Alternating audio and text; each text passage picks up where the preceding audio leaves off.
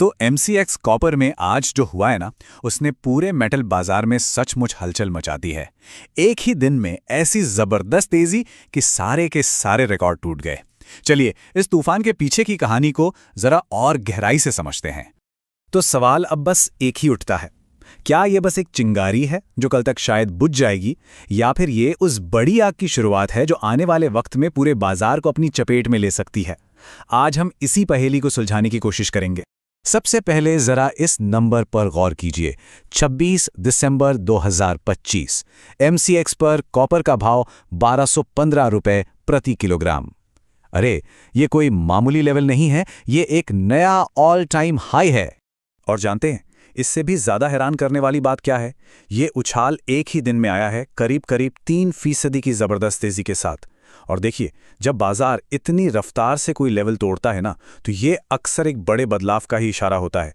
तो ठीक है, सबसे पहले इसी तेजी की एनाटॉमी को समझते हैं। आखिर टेक्निकली ये मूव इतना खास क्यों माना जा रहा है? देखिए, ये सिर्फ दाम का बढ़ना नहीं है। इसके पीछे 3 बड़ी वजहें हैं जो इसे एक बहुत मजबूत ब्रेकआउट बना रही हैं। पहला, कीमत अपने पिछले सारे हाई को तोड़कर निकल चुकी है। दूसरा, इस उछाल के पीछे जबरदस्त वॉल्यूम है, मतलब बड़े बड़े प्लेयर्स जमकर खरीदारी कर रहे हैं। और तीसरा, मोमेंटम साफ साफ खरीदारों के पाले में। पर रुकिए, ये कहानी सिर्फ हमारे बाजार तक सीमित नहीं है। इस आग को हवा मिल रही है ग्लोबल डिमांड से। चलिए देखते हैं कि दुनिया भर में ऐसा क्या पक रहा है जो कॉपर की कीमतों में आग लगा रहा है। आज की तारीख में भविष्य की किसी भी बड़ी टेक्नोलॉजी का नाम लीजिए और उसके दिल में आपको कॉपर ही मिलेगा। सड़कों पर दौड़ती इलेक्ट्रिक गाड़ियां हों, हमारी छतों पर लगे सोलर पैनल्स हों, दुनिया को चला रहे AI डेटा सेंटर्स हों, या फिर नए नए बन रहे शहर, इन सब को चलाने के लिए एक ही चीज चाहिए, और वो है कॉपर। और वो भी बहुत सारा कॉपर। और बस इसी वजह से अब दुनिया भर में कॉपर को सिर्फ एक इंडस्ट्रियल मेटल नहीं, बल्कि नया सामरिक धातु कहा जा रहा है। इसका मतलब सीधा सा है, अब देश इसे अपनी राष्ट्रीय सुरक्षा और आर्थिक तरक्की के लिए उतना ही जरूरी मान रहे हैं जितना कि लिथियम या कोबाल्ट को। और देखिए, जब भी कोई कमोडिटी इस तरह से रॉकेट बनती है ना, तो उससे जुड़े स्टॉक्स भला कैसे पीछे रह सकते हैं? तो आइए जरा देखें कि इस कॉपर की सुनामी पर कौन कौन सी कंपनियां सर्फिंग कर रही हैं। यहां 3 मुख्य खिलाड़ी सामने आते हैं। सबसे पहले हैं हिंदुस्तान कॉपर, जो एक प्योर प्ले है, मतलब इनकी कमाई तो सीधे सीधे कॉपर के भाव से जुड़ी है। दूसरे हैं वेदांता, एक डाइवर्सिफाइड जाइंट जिन्हें सिर्फ कॉपर ही नहीं बल्कि पूरी कमोडिटी साइकिल की तेजी का फायदा मिलता है। और तीसरे हैं हिंडाल्को, एक तरह के छुपे रुस्तम, जो भले ही एल्यूमिनियम के बादशाह हों, पर EV और इंफ्रा में उनकी मौजूदगी उन्हें भी इस दौड़ में शामिल करती है।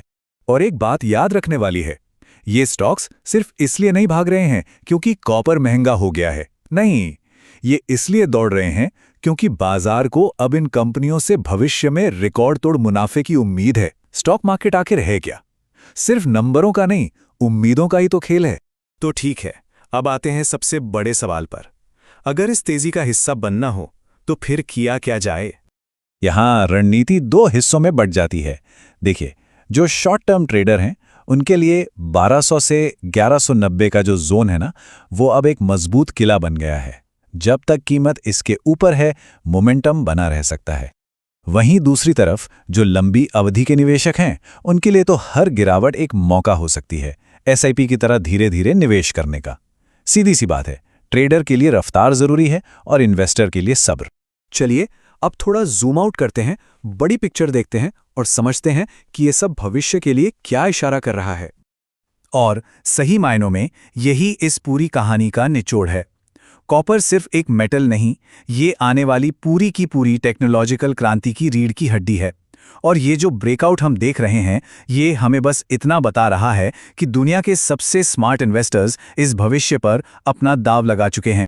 तो जाते जाते बस एक सवाल मन में आता है, जिस तरह भविष्य की टेक्नोलॉजी पूरी तरह कॉपर पर निर्भर है, क्या हम इसे अगले डिजिटल गोल्ड में बदलते हुए देखेंगे? क्या ये वो रैली है जो इतिहास के पन्नों में दर्ज होगी? सोचने वाली बात है।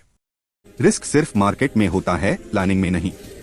DGN कैपिटल मैनेजमेंट के साथ स्टॉक मार्केट, म्यूचुअल फंड और insurance. AMFI IRDAI certified. Your success are priority.